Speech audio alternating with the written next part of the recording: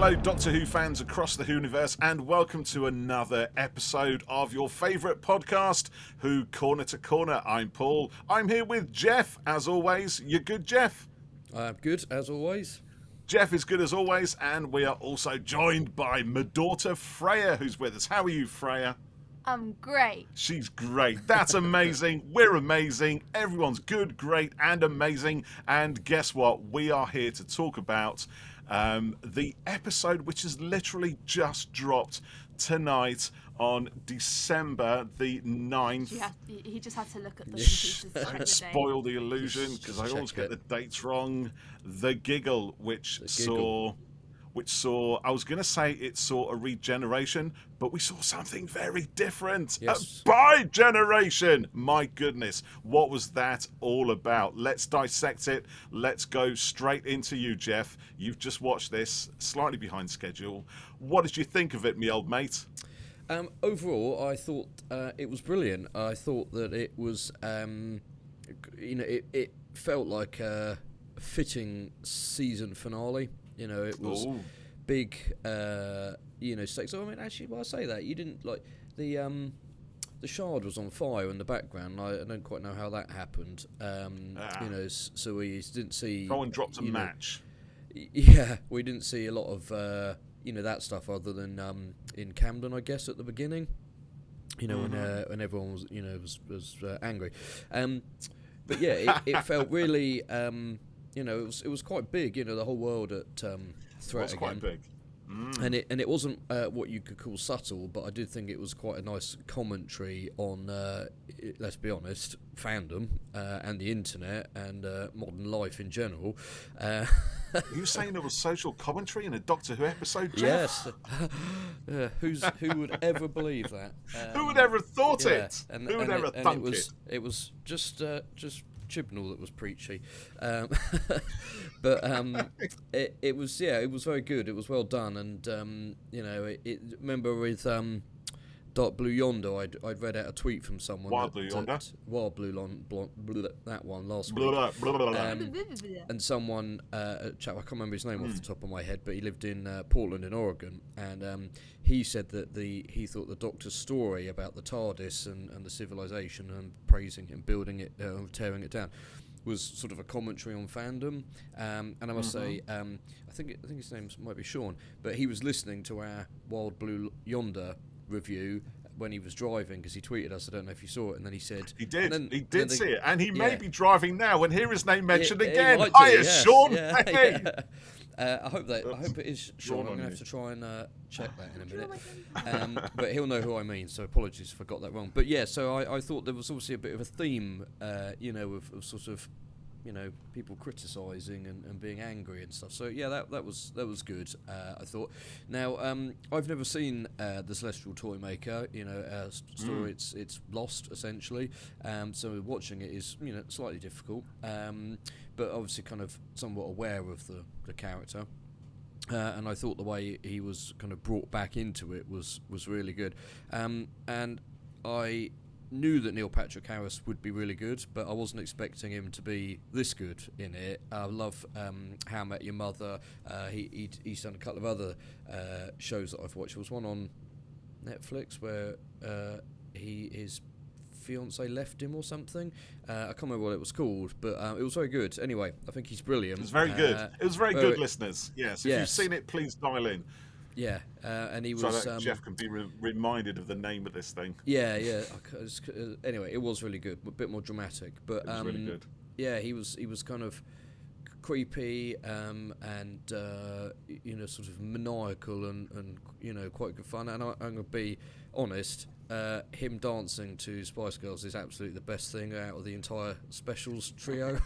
It was so stupid, but he was clearly having a great time doing it, and it was just so out there. It was really good. There seems to be a kind of a new tradition of having a bad guy dance to a popular number. Yes. in a Doctor Who finale. Yes, well, we had. It's the third time we've had it now, right? We've had the Rasputin dance, and we had the Masters dance. Yeah, in Sound of Drums. Yeah. Was it Sound of Drums? Yeah, the one it was, after that, actually, wasn't it? Whatever that one was, Last of the Time Lords, I think. Yes, it's been a little bit of a theme, yeah. So that was it was all great. And We're getting Jeff's entire rundown here. yeah, sorry, I've just sort of gone for That's it. right, mate. Crack on. And I thought it looked great. They obviously spent a ton of money on it. The unit set was brilliant, very Avengers Tower, circa Avengers 1 and 2. So yeah, I there was a lot to like there. But now I'm going to hand over to you before I go on to something else. Well, I'm going to hand over to Freya. Why What did you me? think about it? Because I've done Geoff, I'm in control, I introduced it, I'm the main host right now, and I choose you to give us an opinion, just a snapshot. I liked it. You like? Is that it? Yeah. Brilliant! That's Okay, well okay. done. We'll go with Right. that. I liked it. That's the voice of Gen Z right there, succinct and to the point. Which I think is a lesson for all of us. I liked it also. I thought it was pretty cool. I mean, I was very much looking forward to the return of the toy maker. As it hasn't really been a secret. It was, since all those images and the little teaser videos started appearing online at what seems like many months ago now. Always a delight, and looking forward massively to Neil Patrick Harris playing it. So he brought to that character. I mean, it's difficult because we can't see. I mean, it's going to be out on DVD/Blu-ray Yes. very shortly. We've seen Yeah. the trailer for the animation, and the animation looks quite unusual, I'd say, but actually I think in keeping with the kind of theme of toys and games, a whole playroom essentially coming to life, which is kind of what happens the set within the Celestial Toy Maker, the old Hartnell episode is very much a sort of nursery playroom type set. It's that kind of thing. So yeah, so that's that aside. Bringing him back, we were going to have the Toy Maker back in a Colin Baker Sixth Doctor episode for what would have been the original season 24, but didn't happen because of the whole kind of cancellation and mini hiatus that was eventually brought back as the Trial of a Time Lord. So all of the stories from that season that had been commissioned and planned out were scrapped, and one of them was called The Nightmare Fair by Graham Williams, who used to be the producer of Doctor Who back in Tom Baker's days, late 70s. And he'd written The Return of the Celestial Toy Maker, which was going to be played by Michael Gough, who played the role in the 60s. And it was due to take part in, or it was all going to happen in Blackpool, in the fairground in Blackpool, the theme park there with the roller coasters and everything else. And I think it's out as a Big Finish. I haven't heard the Big Finish, but yeah, the Nightmare Fair rings a bell. So cool. yeah, maybe it does. Yeah. So it's there to listen. I must say that when they said NPH was appearing and stuff, and then it kind of leaked that he was the toy maker, I thought it was quite cool because the Masters returned 3 times in New Who, and any new guest that appears, if it's a woman, is it the Rani? And if it's a bloke, it must be the Master. So actually, must be the Master. So remember the Master, because we'll come back to that later. But it was nice that they brought back someone that was, not from the 60s. One of the very first, very most early, original kind of villains that the Doctors had. And I think also, I mean, the thing that I was so there's something very special about the Toy Maker, or the Celestial Toy Maker, as he was up until like now. And we dropped the Celestial, although they did make a reference to "Let's go Celestial," didn't they? Yeah. When the 14th Doctor kind of held his hand out and said, "You and me together, my old son. Yes. Let's go and do it. Let's take it among the stars. We'll be Celestial," or something like that. But the Celestial Toy Maker is one of the most powerful forces to face the Doctor, and I think that came back rather nicely in this episode. Now, originally it was towards the end of William Hartnell's run, when William Hartnell was getting quite poorly, when his illness was starting to have an impact on the programme, and they were starting to look at ways where they could exit him from the show. They wanted the show to continue, but had to kind of realise that probably they were going to have to lose William Hartnell at some point. And this was one of the ideas. So one thing that happened within that story was that the Doctor vanished, right? So he lost one of the games, or lost a round of a game, and he was made invisible. So we never saw the Doctor for, I think, the best part of probably around 2 episodes, I think.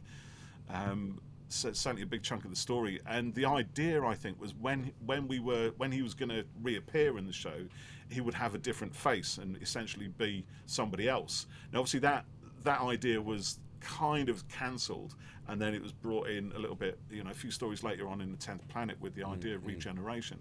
But it's quite an important thing, I guess, in the history of Doctor Who, for at least starting that let's replace the Doctor. So in my mind, before I watched this, there was all kinds of questions because of that significance, if you like.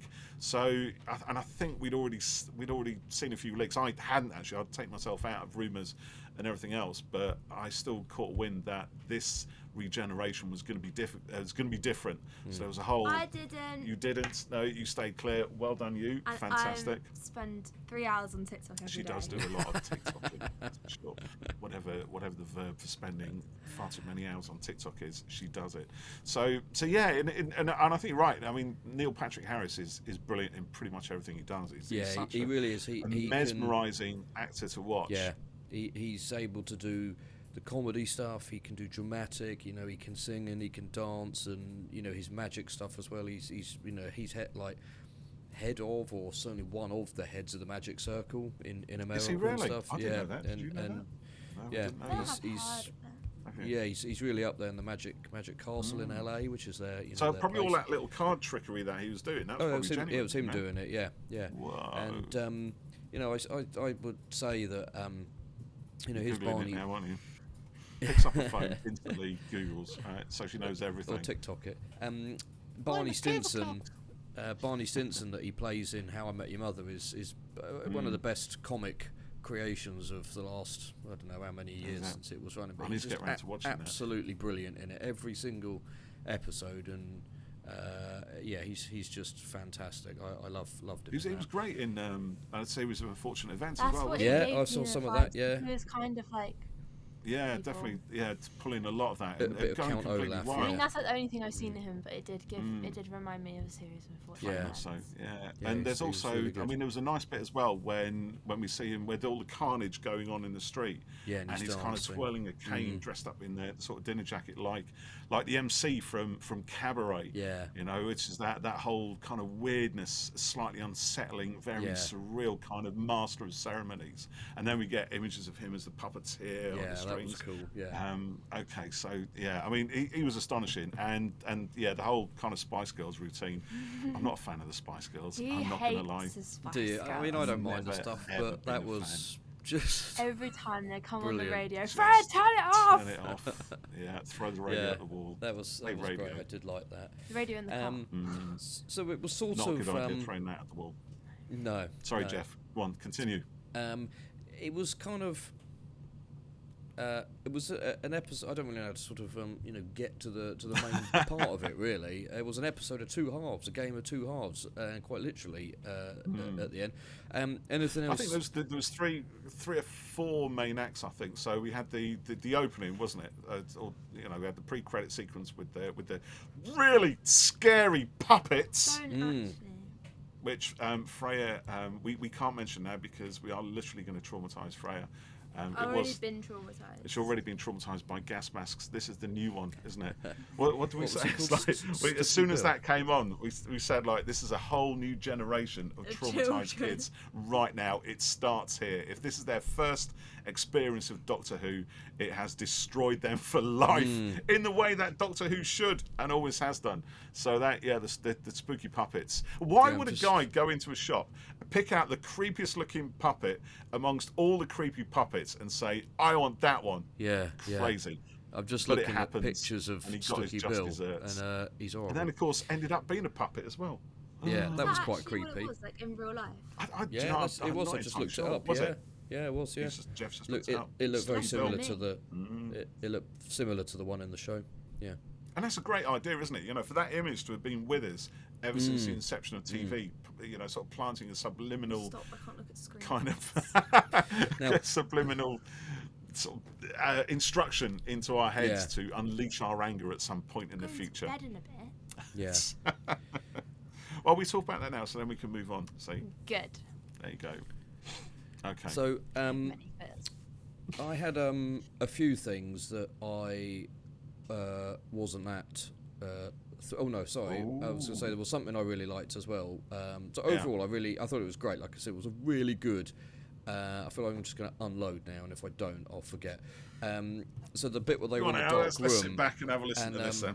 You know, they had the little theatre chairs, and Toymaker had his set and stuff, and I quite liked the puppets. You know, for Amy and Clara and Bill and the Flux and stuff. I thought you might have enjoyed Clara's little puppet there. And we got the Flux as well. We had the planets. And the Flux. Yeah, and the Doctor was going. And what did he say at the end of each one? But that's all right, isn't it? That's all right then. His voices were brilliant, I have to say. Yeah. Do you know, at some point he sound. I mean, the German was dodgy, but I think it was meant to be. I think it was meant to be a first guy was like, dodgy your fake accent German. slipped. Yeah, exactly. Yes, yeah. And then, but there were some points, particularly when he's on the gun and at unit and that whole standoff, where I thought he actually really sounded like Michael Goff.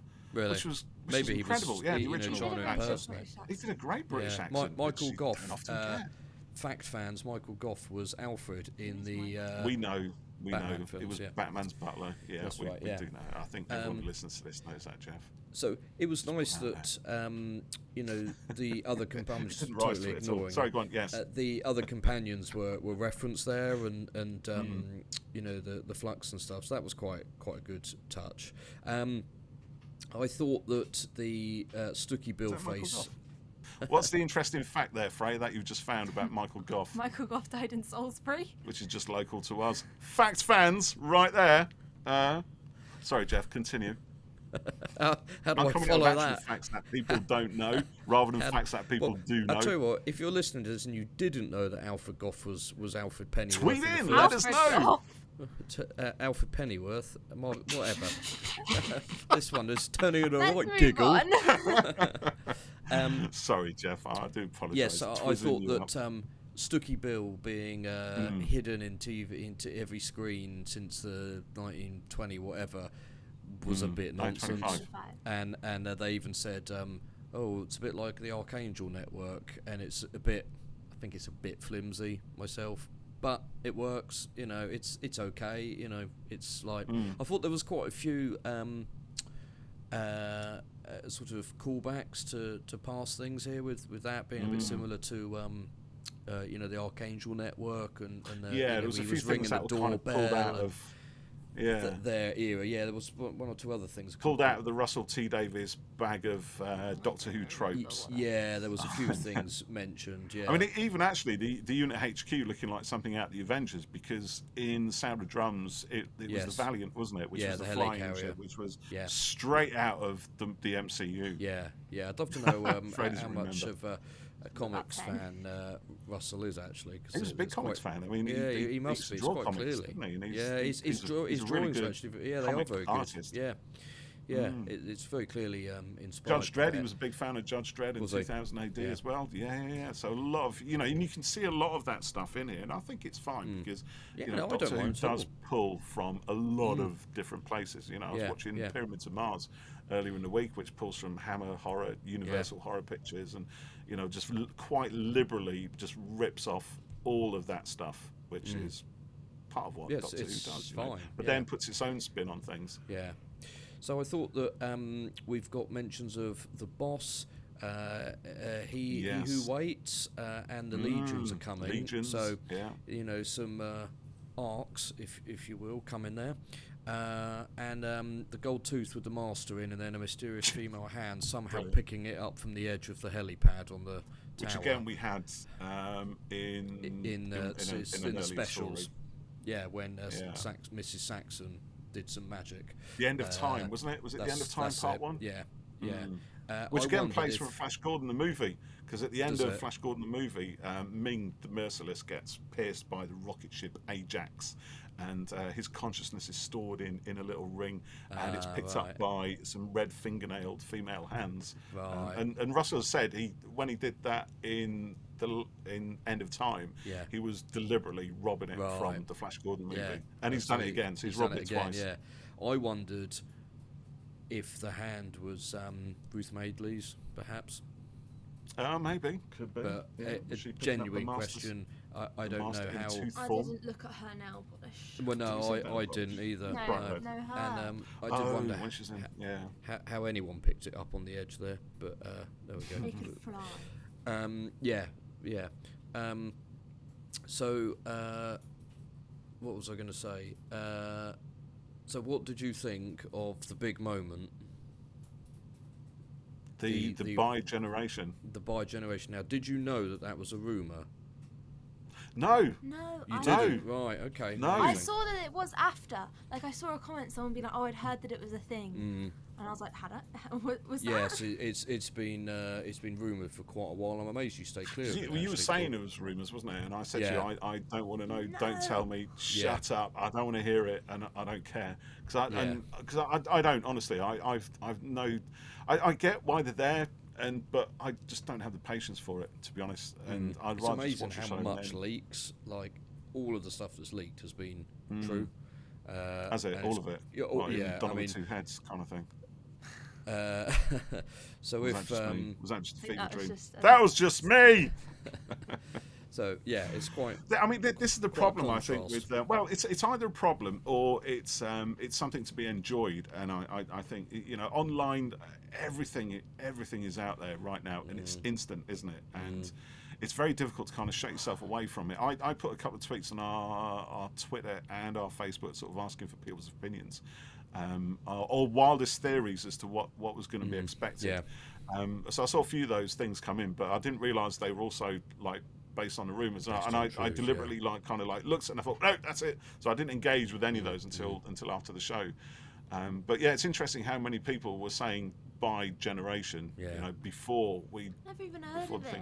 Me neither. But and it's a new thing. Yeah, these leaks, like if you I'm not saying it's a bad thing, but if you compare it to how tight it was under Chibnall, everything has been leaked here, and I just like bits and pieces usually get out on stuff, but I just don't know how it happens. I find it, it's got to be people on set somewhere, isn't it? Or it's got to be, and also sometimes I wonder whether people this watching spies. Yeah, but is it done deliberately as well? It's like it's slightly different, I know, but like when Lego sets or Funko models get leaked, and these these slightly dodgy pictures and stuff appear, and you think that's probably a deliberate leak, My generation is actually only a Doctor Who word. It doesn't exist anywhere else. So how did Google that as well? So how do people even know it? Well, it's because they read the leaks. That's how the leaks, the rumours.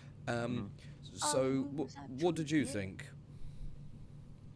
I thought it was all right. Actually, I was surprised by it. Yeah, it was quite brilliantly done. There was a lot of comedy in there, which is always great. So there's a few stages to it, isn't there? Firstly, the 14th Doctor gets wazzed by that laser straight through, as enacted by Freya here. Fantastic, well done. Don't call us, we'll call you.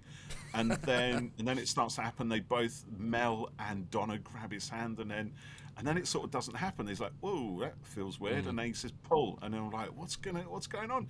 And we get the pull, and then we get that amazing thing where Ncuti Gatwa and David Tennant are literally joined at the groin, which is, they've got a bit of groin join going on, which is brilliant. It's so fun. And then, of course, the 15th Doctor appears not wearing any trousers. Yeah. So, and it's obviously Tennant's, or the 14th Doctor's got the clothes that the 15th Doctor is missing and vice versa. So presumably, Tennant's not wearing any undercrackers. And he had no shoes either because Ncuti's got the shoes on, but without trousers. Yeah, Tennant's got the vest, Ncuti's got the shirt and the tie, and Tennant's got the waistcoat. I thought it was hilarious, and I've always said to you, I always think I know everything about this series, this Doctor Who that there is to know, and I love it when it pulls the rug out from under my feet, as the Timeless Child did, and I thought this was another example of that. It's I tweeted just a few days ago, the BBC put out a thing about all the regenerations from William Hartnell right up to the 13th into the 14th Doctor, and one thing I was a little bit funny on it, at least in my head I was funny, but whether it was or not was another thing. But I am, thank you. I'm what? Oh, that's rude. Anyway, But I said, like, in the classic series, every regeneration was different. Some were very basic, some were a little bit more elaborate, depending on how much money they had to spend on the special effects. But pretty much every regeneration effect in the modern series has been the same. Yeah, it has been what I mean? largely the same, yeah. The kind of head volcano. And I get it with the Ninth Doctor, because he sort of snogged it all out of Rose Tyler's bad wolfness. But then it was kind of repeated for every regeneration afterwards. And it's kind of the same thing. The head explodes, the arms fountain outwards, and the TARDIS gets destroyed. Well, so what? I kind of got bored by it. I'm not going to lie. I think Jodie's regeneration was brilliant because there was a lot more emotion in that one. You know what I mean? But essentially, it was still the same kind of effect. You know what I mean? The visual was the same up, on, blah, blah, on blah. it. Yeah, on the so I like the fact this was something different, and it's true because they're going like back to series 1. And we get series 1. It's Yeah, so next series is series 1, isn't it? It is an effective reboot of the show, so it's kind of metaphorical in that sense as well. But I was also going to say as well, now, you think of so one thing that's always kind of bugged me ever since I watched the 3 Doctors back in 1981, which is the first time I saw it, which is, and the 5 Doctors a couple of years later, right, is, in the 5 Doctors, and they show William Hartnell's Doctor walking through a garden, and they show the second Doctor, and he goes and visits units, and the 3rd Doctor is driving Bessie down a country lane. In my head, all of those things were after they'd regenerated, and we have Tom Baker as a curator in the Day of the Doctor. In the Day of the Doctor as well, right? So there's obviously a lot of stuff going on with regenerations that we don't know about, and I think, thinking of that, there is kind of like a life for the Doctor of that incarnation beyond their regeneration, I think. And we saw a little bit of that maybe in The Power of the Doctor, where they're all kind of in a mind space, but maybe that was a little bit more metaphysical. But I've always thought, well, after they regenerate, these Doctors in some universe or other kind of continue. So maybe that's what they did with the 14th Doctor, but instead of him continuing in another universe or another plane of existence, he actually continues in the same one as this, so that we can have lots more David Tennant as the Doctor adventures without it worrying about affecting the main timeline of Doctor Who, of course. So more money to be had for Disney and the BBC there. There you go. Yeah, that's my thoughts on it. Yeah. So I love it, but I suspect evil corporate commercialism is behind it, really. Well, I'm as torn as the Doctor was here, and I will explain why. Because I thought the idea of bioregeneration sounded horrific for many reasons, but it was actually handled quite well, I thought. I'll come on to Ncuti in a minute, and I thought, okay, yeah, they've done it. It's happened. It's worked. It's out there now. It's out there. Russell was there the other day saying, we're going to change canon and you'll get upset and things like that. And, I kind of think he's in charge now. And, Chibnall made changes with The Timeless Child, and Moffat made changes by bringing back Gallifrey, and Russell made changes by destroying Gallifrey and the Time War and all of that. As the showrunner, I think it's their prerogative to do, within reason, what they want with the show. Within reason. There was a caveat. Yeah, I mean, I think, if you were to say, I don't know, the TARDIS can only go back to the Middle Ages or something, it's a little bit limiting. But I think that, you've got to do things to keep it all moving forward and stuff. And the bioregeneration thing in itself is, whatever. It doesn't really make much difference overall. I doubt it will happen again. But it didn't all sit well with me. Did we need it, do you think? I mean, we just had a couple of ways for regenerations to continue. We've already had a big sort of rug pull from the history of the Doctor. Yeah. Do we need another one so soon? Do we need another canon shifting event? I'm not sure that that's the problem for me. I think what I don't like is that the Doctor that we've known for so long has now sort of stopped, and I felt that the the explanation of why Tennant's face came back was frankly bullshit, and it was just nonsense. Well, yeah, I'm not sure. What was the explanation? Did we miss it? It was something like he's been running himself ragged and he's thin as a pipe, they said, and you're tired.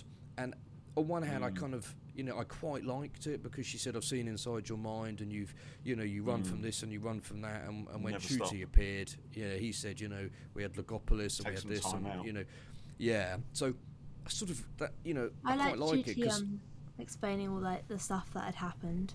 I thought that was cool. And so that was good. And I think I said to you before, Paul, it'd be quite nice if we had an episode where the Doctor and companions just sort of went to the beach or something and chilled out. There you go. But it would obviously never happen. They had tea in the garden. But my feelings on the 10th and the 14th Doctor. I think Tennant's so good, but now he's permanently there again. And so, he's already there in his blue suit version, his Bad Wolf Bay version as well, isn't he? The Meta Crisis Doctor is still out there somewhere. That one's out there. So we've still got. There's like 3 versions of David There's 3 Tennant versions Doctor. of him, and do you know what I mean? Like the show is, it's kind almost of digging its own How hole. many I think, regeneration scenes some does ways. David Tennant Yeah. film? Yeah, Do you know, I get where you're coming from, Geoff. The point when I felt that it all gone a bit too far was when Forbidden Planet made Meta Crisis Doctor T-shirts and merchandise with the half-human clone on, and he was in a lineup, so 3 Tennants in the lineup, and I thought, oh my God, it's not the David Tennant show, and I hate. There is a celebration. I mean, I love David Tennant. He's fantastic. He's a I think he has played actor. the 14th Doctor differently to the 10th, mostly. But there's a danger that the show becomes so fixated on one person that it stops it. It stops it being allowed to grow and breathe and be something else and change and evolve. You're absolutely right. Although we'll talk about Ncuti in a minute. I kind of hope not. But we've discussed before about how 10 was just everywhere over the last sort of 5-6 years. He'll be in Ncuti's first Titan comic, guaranteed. Oh yeah, that's. I've seen people joking about that already. People wanted to put them together because they got on and people saying how long till 14 reappears, and someone said start of the next episode, it's a little bit like. There was a rumour that Tennant and Tate were going to appear in a show called Partners in Crime for Disney, and she was obviously offered a job at Unit. So if you're watching this, I'm clearly distressed. It was funny when she was salary before she even started, wasn't it? Doubled it, and I thought, God, I wish I could get a 120 grand job for being able to tell what a piece of music is, and type fast. Don't forget that. And type fast. She can type really fast. So I sort of forgive me for waffling. I sort of dislike the idea that any Doctor is, permanently a separate version from another. I dislike that it's Tennant again. We're relying on him again. That he's got his TARDIS. Do you know what I mean? It's just sort of he's having the cake and eating it a little bit, and it just I just don't like it. I mean, someone online suggested there could be some sort of licensing contractual thing here where the BBC want sort of an end to the Doctors that they own, and Ncuti onwards is a Bad Wolf BBC Disney Doctor. Right. I don't know whether there's any truth in that. It seems a bit bonkers to me. Why would the BBC negotiate away one of its most successful? Well, yes, exactly. It doesn't really make sense. It's now come to realise the value of after so many years. Yeah, and it's fantastic to see it, being picked up by Disney there, and the support and investment into it and stuff like that. So I kind of the bi-regeneration in itself was fine. I don't like that. There's another 10, 14, whatever, knocking around. But at the same time, I kind of liked, I've never been so happy and all of that, and just kind of stopping. It was quite joyous, wasn't it? It was quite nice, but I do find it sort of weird that there's now Doctor V2, in Ncuti to go off, and do you know what I mean? Yeah, I just people being like, I'm glad we got taken or got saved from having to say goodbye to David Tennant again. And that's not what it's about. It's not about else. That, and that's what it is. Keeping him is appeasing all of that, and the most popular Doctor and all of that, and I'd only watch it when David Tennant's in it. Yeah, I and if we when need, he got proposed. It got proposed that he would stay with Donna, and he goes, "I'll go mad," because then it is when Matt Smith was in the house. He couldn't stand it. Time goes so slowly, And, it's only been 3 minutes or something. But then it was. The Doctor's not going to be able to do that. But then when they said, "Oh, he's been to Mars, he's been doing this," it's like, okay, that works. So it just, I guarantee that there'll be I don't guarantee, I don't know anything, but there'll be a 14th Doctor comic series before the end of next year for sure. So I kind of, I've said it already, but kind of. But then it's fine in a way, I think. That. Yeah. Because I mean, if that's what happens, then it's your choice to engage with it or not, really. Well, yes, it is. Although, exactly. I don't have to read it at all. I'm not being forced to, but it is a little bit. Well, it's a little bit actually that they're relying on Tennant. So I'm not overly keen on that. I do. But the best thing to come out of that was Ncuti. He was so good.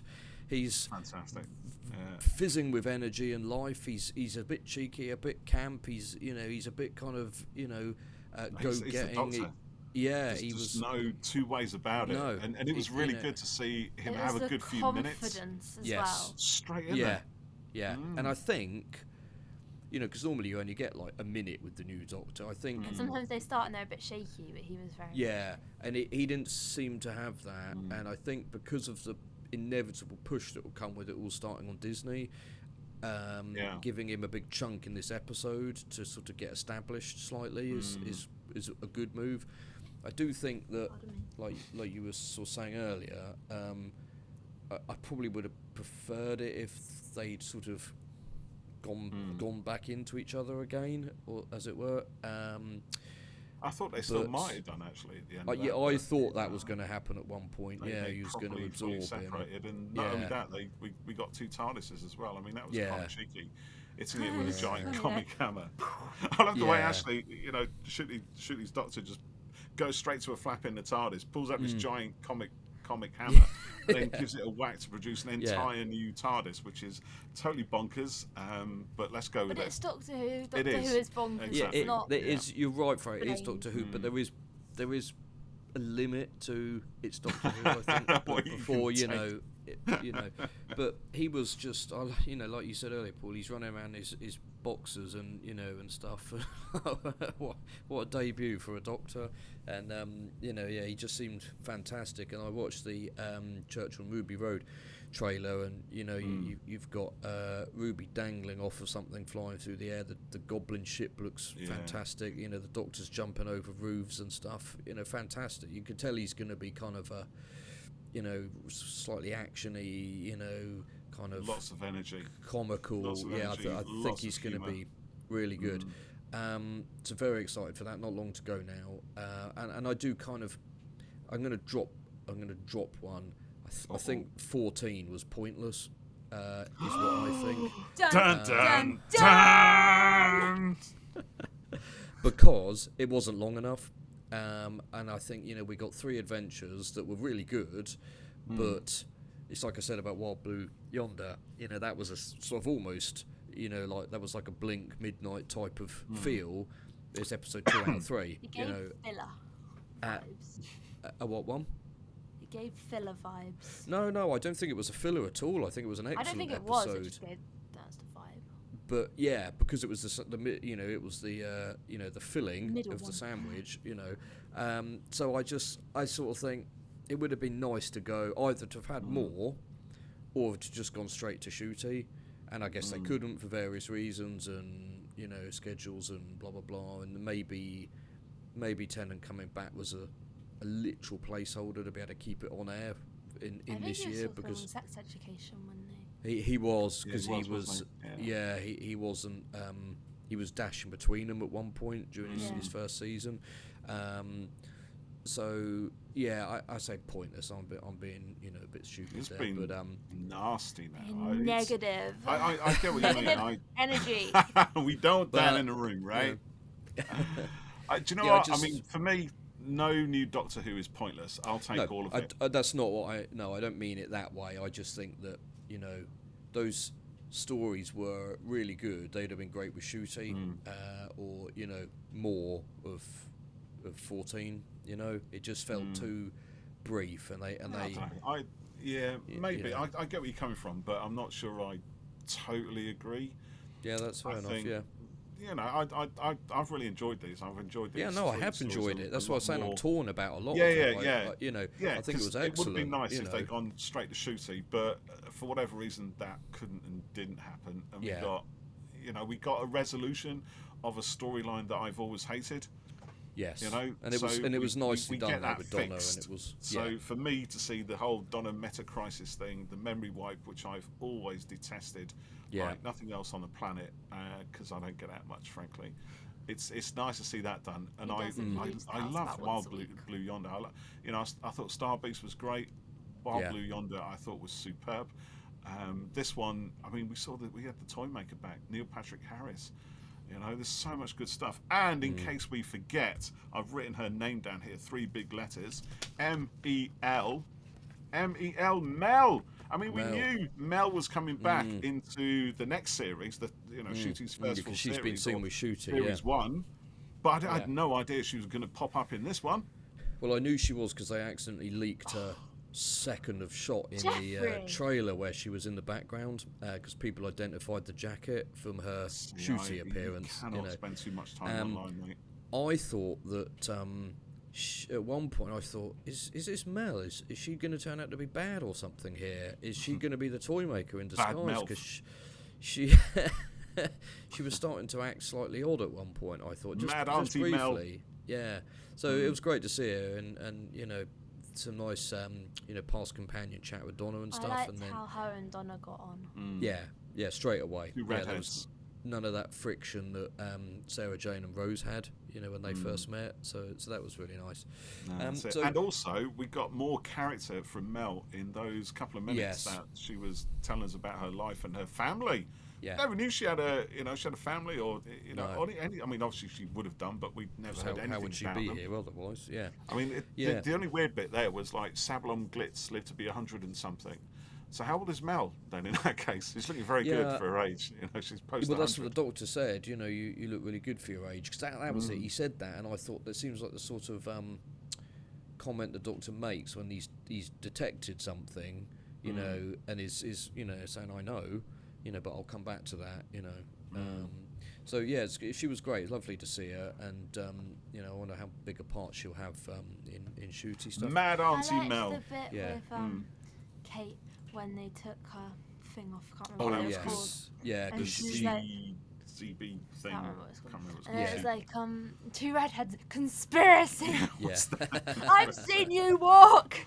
Yeah, I mean all of that was a brilliant comment on society. angry posters online who feel that their opinions, regardless of how weird they are, everyone's right. Everyone's right. We've all. Everyone's opinion is valid. I'm entitled to express my opinion. It's just my opinion. But if you're wrong, I'm going to get angry with you and argue the toss with you. And I've never met you. But I'm going to do that, and I'm going to call you names. Because why not? I'm not actually getting out, and we're not actually engaging in physical fisticuffs. I have never encountered that online. Never. It was hilarious to see that kind of pulled into the real world. Yeah, I liked that. He's obviously aware of all of it. So I said, a few times on the podcast before, I think, very much looking forward to Ncuti, and I'm pleased that we've not got long to wait for him. I know, just a couple of weeks. Rather than the year long or whatever you sometimes get. So I think he's going to be great. And will I move on from 13? Unlikely, but I'm sure he's going to entertain. David Siri, who's at David Siri 8, says slightly mixed views, good in places, by regeneration a bit hard to take in. Yeah, I can kind of understand that. Joshua Pruitt, who's at Zombie TARDIS. Now that's that's a good idea for a script, isn't it? Using the toy maker, a literal god, to make god tier changes to what we think we know about our favourite show was brilliant, in caps, and inspired, in caps, and I can't wait to see how it expands, in caps, the show in the future and beyond, in caps. So I'm guessing, Joshua, you quite liked that. Brilliant. And then my Magic playing friend John JD David, who's at Marius Kane, I meant to ask him what that meant. He says it was superb, and exactly like you said, Paul, Mel had more character than in her entire run. NPH was brilliant, the regeneration was superb, ending was joyous. 15th will be a carefree, relaxed Doctor, and that's what we need. And actually, on that, I'll carry on with the Twitters in a minute. Yeah, he's right there. You know, like I said, I did sort of like that thing of, you know, you need to stop and, you know, start again. And you could tell immediately that 15 is able to, you know, there's no kind of baggage there, and it's all forgotten, and that clean slate for hopefully a big global audience is a good move. You know, not forgotten, I don't think, because there were more name checks of previous Doctor Who stories than I've ever heard in the modern series. Which I think was the point of that little bit to say, you know, we fought the gods of Ragnarok. Mavic Chen was referenced. My goodness, from the Daleks' master plan. Crazy, you know. So yeah, it's clear he remembers it all, you know. So Theta Sigma, who's Doctor Who fan again, says, "Wow, what a third special the Giggle turned out to be. Great story." Oh, and also on the Giggle, I remember RTD saying something like, you know, he picked a name just to annoy people, but actually it was really relevant to it, and you know, I thought, oh, you cheeky bugger, you've done well with good, that, mate. you know. You have to get up early in the morning to outfox RTD. Great story, superb performances all round, a new style regen, a brilliant new Doctor, and the Master coming back. We couldn't have asked for more. Tranquillo Molf says, I loved it for what it was and everything it sets up for the coming series. The only thing that made me wince a little was the range of colours comment, which I didn't personally think was necessary. That only takes it down to a 9 out of 10. Quill Pen, joyous, magical, NPH stored it. Dr. Donna, happiest lives. Excuse me. Ncuti is stunning. Something very doctorish about him. He just fits. Mel was stunning, as was Kate and Shirley. Unit, here we come. I hope if they do a unit show, they use the Big Finish unit theme, which is an absolute banger. The show looks $1 million, 60 years, and we get another version of Regeneration. How amazing is that? Very. There was a lot packed into an hour and 1 minute, wasn't there? There was. I was beginning to think, you know, when they said what the you know, runtime was, I was thinking, how are you going to manage all this then? But they did it, and then some. So yeah, successful. Bosh. Yeah, it was good. Yeah, I enjoyed it. I think. I mean, I've enjoyed this run of specials. I think it's been good fun to have. This one's my favourite. Is it? This one is your favourite. There you go. The Giggle. Yeah, I'd say probably. Its favourite. It was quite epic, wasn't it? It was epic. Yeah. Yeah. Did he make it for you then? Yeah. Yeah, I'm very excited for him. Yeah. Yeah, I think he's going to be an amazing Doctor. You know, he really is. There's never been any doubt in my head, but it's always good to see, isn't it? There's always that promise of a new actor bringing something, just a different energy, you know, or a renewed sense of energy into the role. It's always something, you know. I don't think I've been looking forward to seeing a new Doctor this much since I was looking forward to seeing Jodie, actually. Wow, such a long time. I know, it's great. Well, actually, it was a long time ago. It was. Exactly. It's like 6 years ago. I was in primary school. You were in primary school. Wow. And now I remember talking about it when I was in. Mad, isn't it? Yeah. Yeah, it was a long time. And I think what's really great as well is the fact we're going to get a lot of Doctor Who coming in now, thick and fast. Because they've been recording Series 1 and Series 2 back to back. We've got Christmas for 2024 pretty much banged up. There's hints of all kinds of specials. We've got, obviously, the 14th Doctor, the Donna, the unit thing, all kind of ready to go. If that's a spin-off, you know, there's other things happening, I'm sure, behind the scenes. The Whoniverse is now becoming a hot property. Yeah, yes. It's got its own little ident in the way of Star Wars and the MCU now. So and we've got colorizations of old episodes as well. So they seem to be throwing a lot of stuff at it. Much Doctor Who. Do you think there's an awful lot very quickly?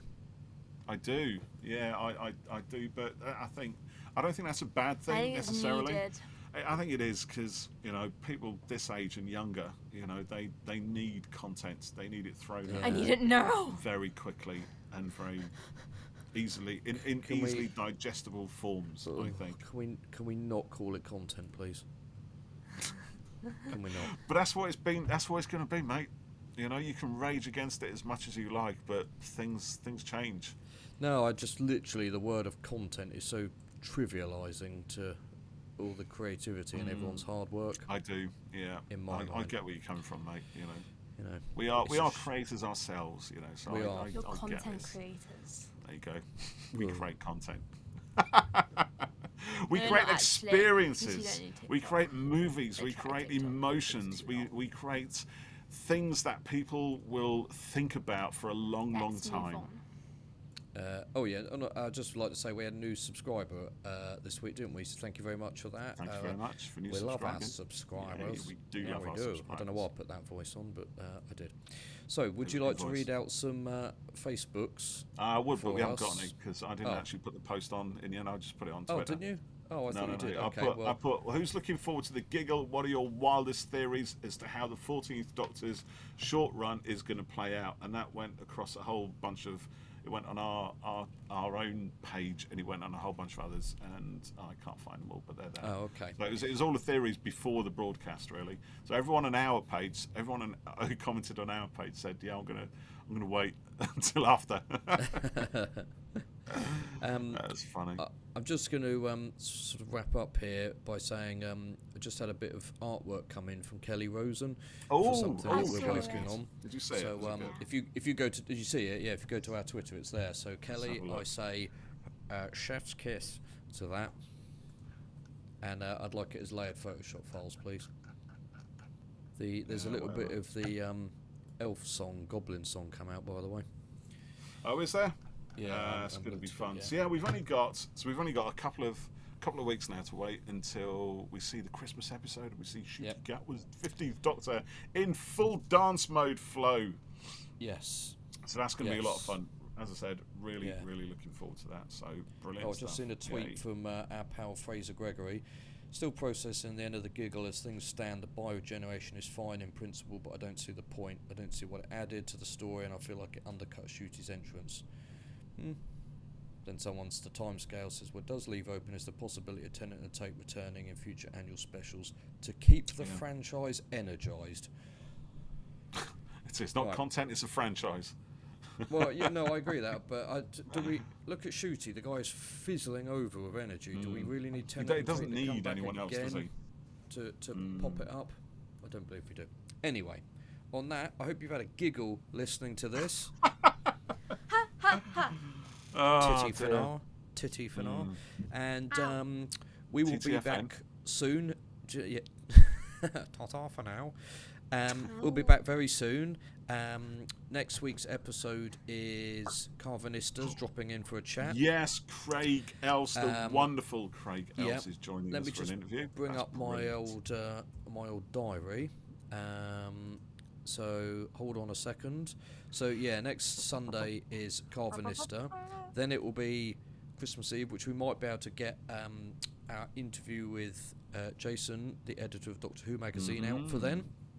And then we have something coming out on Christmas Day, which Paul needs to do his part for. And somehow we're going to have to try to record our commentary for the Church on Ruby Road. Yeah, we're going to do that as well. Might not do that on Christmas Day. No, it may not be Christmas Day. I think I think that will be a clanger if I ask to duck out on Christmas Day. So that's not happening.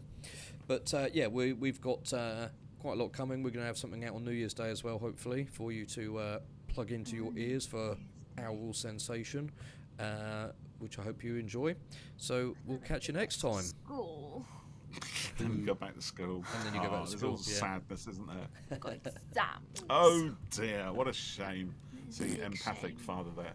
Yeah. Right, on that note, let's say thank you for listening to us, dear listeners. And do let us know your thoughts on the Giggle and the specials and what you're looking forward to at the Christmas show as it kind of processes through your head. We've had a lot thrown at us, and I think many of us are still kind of a little bit, how's it going to play out? We just don't know. But let us know your thoughts. Did you like it? Did you love it? Are you torn? Are you bifurcated somehow? Let us know. Until next time on Who Corner to Corner, see you laters. I'm never saluted. You're never going to salute. You did it right there. Right. TTFN. I'm so upset. That's my new sign off. TTFN. Bye for now, listeners. Bye. Enjoy. TTFN. Bye.